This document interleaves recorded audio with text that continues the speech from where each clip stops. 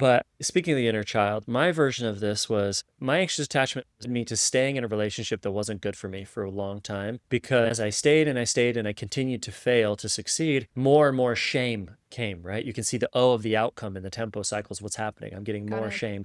And I remember looking in the mirror and just saying the worst things in the world to myself, like through gritted teeth and even like a red face, just, dude, just so much self loathing that came along with all of this. And, you may not be there if you're listening, but that's where mine led me. And then eventually I remember having a completely different experience where I put all these pictures of little Trevor all over the mirror, kind of surrounding where my body would be. If I'm looking at the mirror and around my silhouette, there's all these little pictures. And I started to realize that the shaming I did was all him. It was all the little me. And looking at his little face, I just felt such love and compassion and also sorrow Mm. for treating him the way that I did. Also understanding that, yeah, of course you don't feel good enough. You were really, mine, I was also rooted in peers. I was really small for a long time. I felt insignificant. I was left out on a lot of things and I didn't feel like I was good enough. And I would look at these little pictures of me where I was little. I was little in comparison to my friends and I would just feel such love and compassion and the desire to tell little Trevor, like, just because you are small in your body does not mean that you are not massive in your impact and massively important. I'm going to take care of you now. You don't have to protect yourself. You don't have to stay in relationships that aren't good for you or try to be the funniest guy in the room in order to be enough or whatever it is you're doing. I got you. You're okay. And